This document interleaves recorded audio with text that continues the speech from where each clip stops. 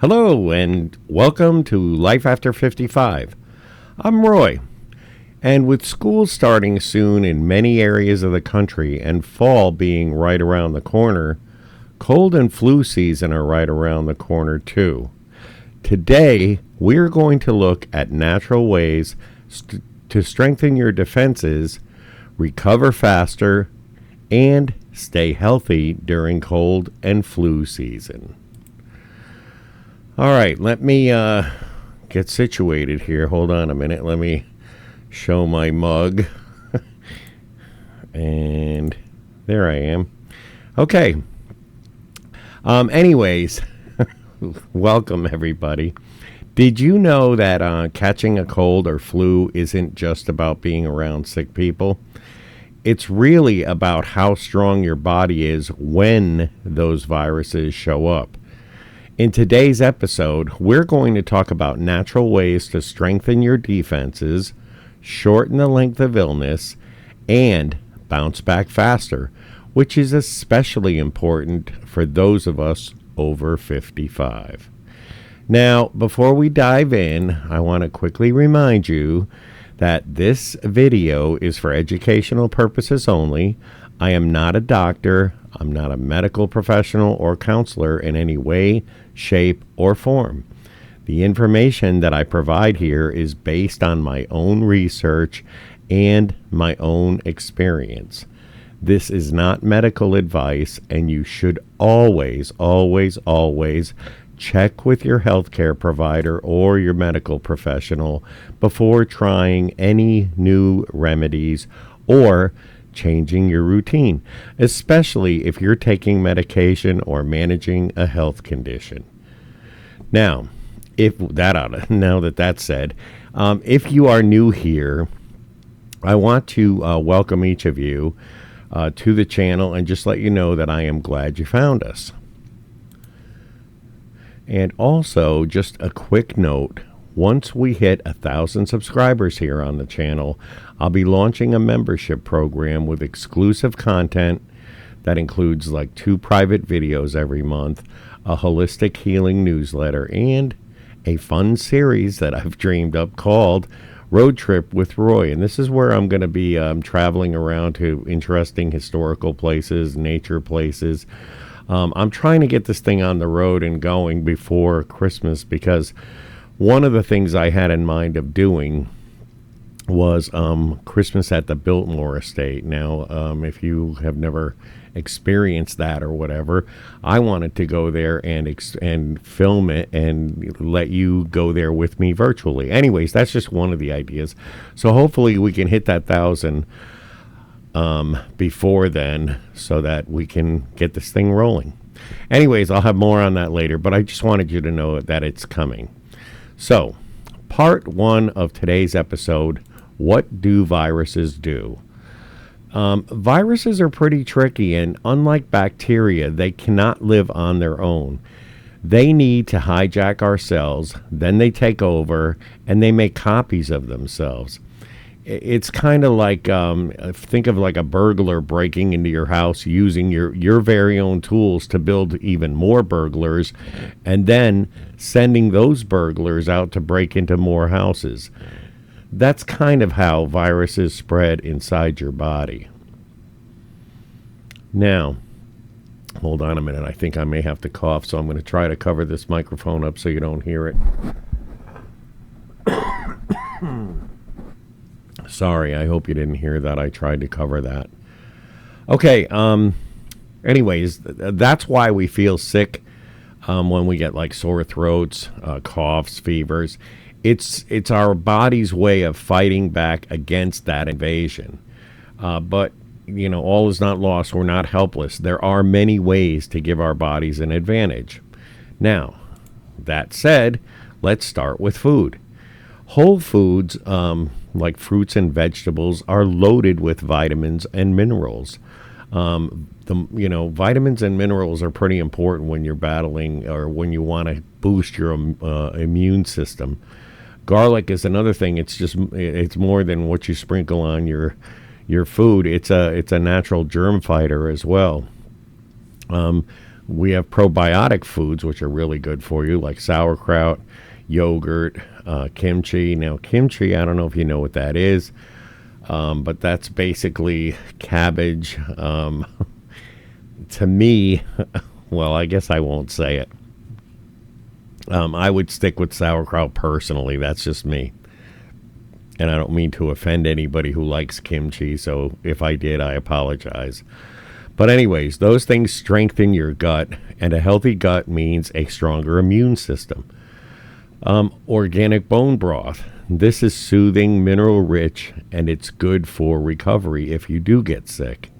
Now, even fasting, if it's done safely, can help reset your immune system. Okay? Now we have lifestyle. Sleep, this is something we've talked about in the past. Sleep is very beneficial to your immune system because your immune system recharges itself at night. So again, my advice, take it or leave it, is to try and shoot for at least 7 to 9 hours of sleep a night. And I know that's not possible for everybody, but those are the ideals that you're kind of shooting for.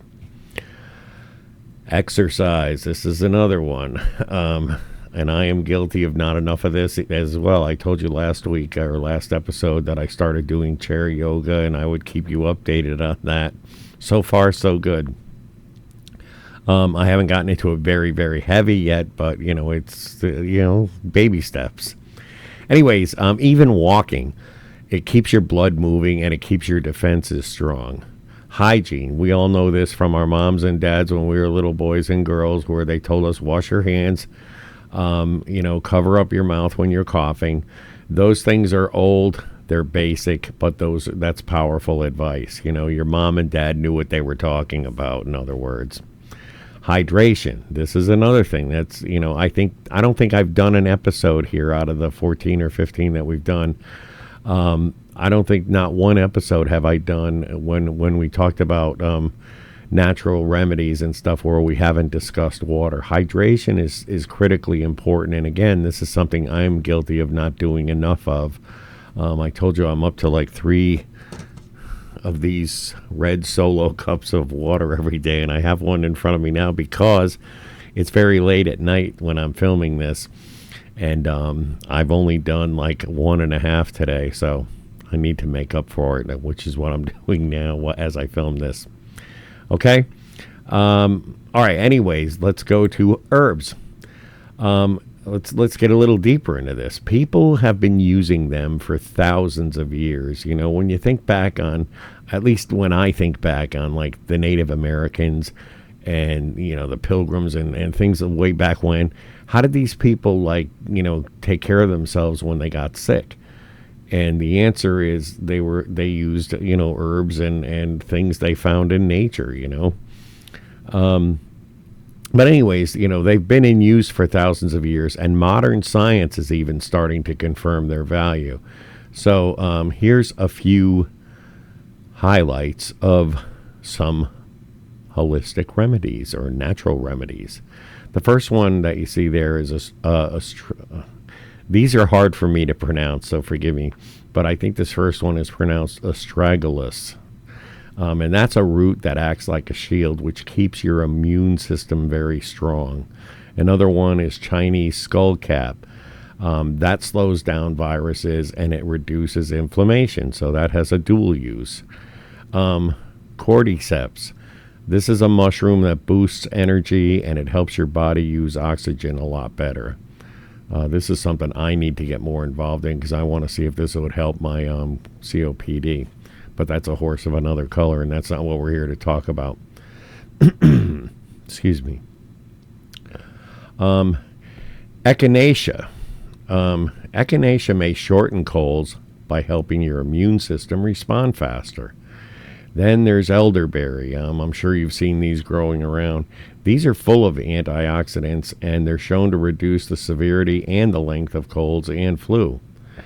Another one that is not here is golden seal. Golden seal is a natural antibacterial, and it has antiviral properties. So that too is good to use in a during cold and flu season. Again, a lot of this stuff, if you start taking it, beforehand, it's going to be helpful. And basically, like I said in the very beginning, your immune system, if it's really strong, you can fight off colds and flus a lot easier than when it's not strong. And the odds of you getting a cold or a flu are a lot less than they are if your immune system is out of whack. All right, now here's some other stuff that isn't necessarily on this image that you're seeing, but you may want to stock up on things like Japanese honeysuckle. This blocks some viruses from multiplying. Lemon balm is calming, but it also fights viruses like cold sores, I should say. Licorice root, this is good. I have used this, and licorice root blocks viral replication, and it does soothe sore throats. And like I said in the beginning, basically, when a virus gets into you, it starts replicating itself, which is what makes you sick. It starts taking over your cells and then replicating and making more and more and more, and that's basically you getting sick. And then when you start sneezing and coughing and all of that, that's your body fighting back. There's also lion's mane. Lion's mane supports brain and nerve health, plus it is very good for your immune system. Then we have myrrh. Myrrh has been used since biblical times. I'm sure you know the story, at least if you are someone who is a Christian or whatever, and you know the Christmas story, the three wise men. One of them had myrrh that he brought at the birth as a gift. Anyways, myrrh has very strong antiviral and antibacterial effects. Then we have reishi. This is known in some circles as the mushroom of immortality. This is a lot of people put a lot of stock into this mushroom. But what it does is it helps regulate immunity, and it's also very good for stress, to reduce stress. Then we have something called turkey tail. That boosts immune cell activity, so that helps fight off the virus when it's trying to get into you. Then we have usnea, which is a lichen that's also called old man's beard. When I look at that, it looks like the Spanish moss that grows on trees around here where I am. But anyways, that is used to fight infections as well. Now we got vitamins and supplements. Some of the basics are, and again, this goes back to your mom and dad telling you all this when you were a little kid, a lot of this. Vitamin C. I'm sure pretty much everybody's mom and or dad told them about vitamin C when you have a cold. You got to take some vitamin C, orange juice, oranges, whatever. Pardon me. Vitamin C boosts white blood cells, and those are your body's army against viruses. Vitamin D. Often that is low in people who are 55 or older, but it's also critical for a healthy immune response. Vitamin A. Vitamin A keeps your nose, throat, and your lungs strong, which is the first line of defense against cold and flu. Zinc. I'm sure a lot of you know this too. This is known to shorten colds if it's taken early enough. Then we have something called, now I'm going to try not to butcher this one. It's abbreviated NAC, which stands for N-acetylcysteine. I think I said that right. But anyways, that is something that thins mucus in the lungs, and it helps you clear infections. There's also something called NAD+, which supports energy, and it repairs at the cellular level, keeping your cells strong when they're under stress, which when flu viruses or cold viruses are attacking cells, your cells are under stress. Then we have another oldie but goodie, water therapies. Sometimes the simplest things help the most. Hot to cold showers will help boost your circulation, and it wakes up your immune system. Now, don't go crazy with this, Like, I think if I jumped in a hot shower and then immediately turned the cold on, I'd probably have a heart attack. So, use your discretion if you're going to do this, and don't go crazy with it. Steam inhalation. The old vaporizer. I remember as a kid, my mom had a vaporizer when we got sick. I had an older brother and a younger sister. And anytime any of us got sick, she whipped out the old vaporizer and filled it up with Vicks Vapo Rub, and that eucalyptus, menthol eucalyptus, whatever it was, that came out of the steam with it. When you breathe that, you did feel better. So there's an oldie but goodie too. Here's another one that I remember from when I was little. Salt water gargle. Salt water, when you gargle it, it soothes your sore throat, and it also helps flush out germs. And then a more modern thing, which I don't know that much about. I don't think I've ever used one. I know what it is, but I don't think I've personally ever used one, is a neti pot nasal rinse. That washes out viruses in your sinuses, I guess, before they can dig in. And then last but not least, and again, I'm not a big proponent of Western medicine, but there is also, modern medicine when you absolutely really need it. And even though I don't favor it, I don't, totally take it off the table either. Doctors are going to sometimes prescribe antiviral medications that are going to help fight the viruses. And you may have heard of some of these by their brand names, but the first one is, it's called, I think it's, again, I may butcher a lot of these, but I'm trying to pronounce these correctly. I think the first one is oseltamivir, or oseltamivir, that's what it is, which is better known as Tamiflu, the brand name, and it's often used for when you get the flu. Then there's zanamivir, which is called Relenza, also a flu treatment. Then there is paravimavir, known as Rapivab, I guess, usually given through an IV in hospitals. And then there's baloxavir, which is called Zofluza, which is an other flu medication that works a little differently than Tamiflu. Then we have acyclovir, with brand names like Zovirax, which is used for herpes viruses, which includes cold sores and shingles. So those things are helpful when you need those. Those medications don't replace healthy habits, but when used at the right time, they can make a big difference in recovery, and they can. So this video, I am going to try to wrap it up now, because I know some people don't like watching a 30-minute long video. So I'm going to start wrapping this up now, but I think we covered pretty much anything. And all those things I talked about, all those natural things like the herbs and stuff, 99% of that you can get on Amazon, or you can get it on a lot of it, not as much as you can on Amazon, but you can get a lot of it on Walmart online too. Not that I'm getting any kickbacks from Walmart or Amazon. I'm just telling you that's an easy place to get it. You can find it at a lot of natural vitamin stores and stuff like that too. Excuse me. Anyway, so between food, lifestyle, herbs, vitamins, water therapies, and modern medicine, we've got a lot of tools to stay healthy through cold and flu season, which again is right around the corner. So that's going to pretty much wrap it up for this episode of Life After 55. But before I go, I want to pause here for a second and apologize, because last episode I mentioned I would have a mock-up of the membership newsletter. And I think if you watched last episode, go back to that one and watch that. I explain it. It's a digital newsletter with all kinds of bells and whistles in it.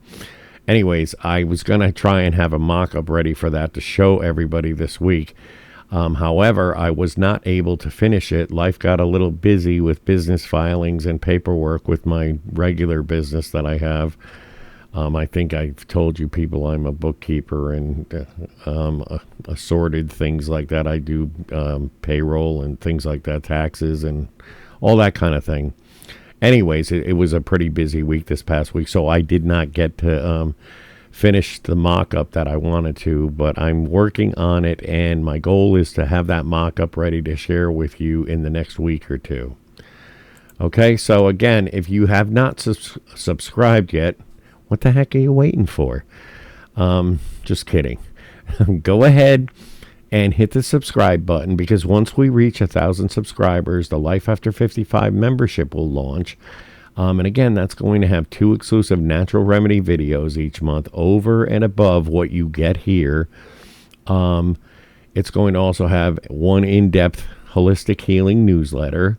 It'll have my new series, Road Trip with Roy, where you get to travel with me virtually wherever I go. Like I said, I wanted to go to Biltmore for the Christmas.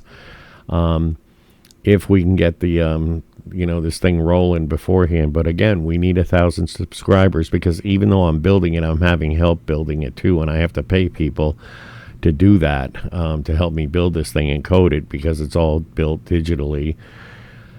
There's also websites involved and things like that, and those all cost money, and that's why there's going to be this membership fee, which won't be, it's not like I'm going to charge anybody $100 a month or $50 a month or $25 a month. It'll be somewhere under that. But again, and that's going to help cover the travel costs and whatnot. So we need 1,000 subscribers, and beyond that, it helps the algorithm. There are a lot of people here that some of this stuff, hopefully all of this stuff helps people, and you may know somebody who one of these videos, if not all of them, could help them. If you look back through the playlists and you look back at all the videos that I've done so far, there are a lot of topics that a lot of people struggle with, and by you subscribing, commenting, anything like that, it helps the algorithm, and it might just reach the right person. Who knows? You could be saving somebody's life, Anyways, with that said, I always like to close with a bit of encouragement from the scriptures, and this week I want to share an uplifting verse from Psalm in our Bibles. Now, those of you who've been with me before, you know that I read from the King James Version. What you see here is not from the King James Version. I believe this is the New International Version translation. However, I am going to read from the King James, which parallels what you see on your screen there. And in Psalm 91:10, it says, "There shall no evil befall thee, neither shall any plague come nigh thy dwelling," which translates apparently in the New International Version, or what I think that's what version that's from. But anyways, I think that's an encouraging thing, an encouraging statement. In other words, God's going to protect you if you're doing, what you should be doing, at least in my opinion. If you're somebody who's out, robbing banks every day or whatever, no, I don't think God's going to protect you. You're on your own. But I think verses like that tell us, if we're good with God, then we can trust in God's protection, and we need to do our part to take care of the bodies that He gave us. Okay, so I just want to say a heartfelt thank you for watching this. Again, every view, every comment, every prayer request means more than you know, and it goes beyond the algorithm and everything. I really appreciate it. I do, because it makes me feel like I'm not doing this just to talk to the wind, or I could go outside and talk to a tree or something. I'm hoping that it's helping people, and I'm hoping we're building a community here that isn't just about health. It's about encouragement and lifting each other up when we need to be lifted up. And again, there's plenty of people that need lifting up all the time, all around you, all around me. So, that said, if you haven't already, please subscribe to the channel, leave a comment below with your thoughts, and don't forget, if you have any prayer requests whatsoever, share them here, in the comments, or you can email me directly. The email address will be in the comments, and I can give it to you right now. It's lifeafter55channel@gmail.com. And I just want you to know that it is always an honor to pray for you, no matter what you want me to pray for. Okay, so don't miss next week's episode, because next week we are going to be diving into memory loss and dementia prevention, which is a topic I think a lot of us think about more and more as we age. You know, how many times have you walked into a room and all of a sudden you blank out and you're like, why did I come in here?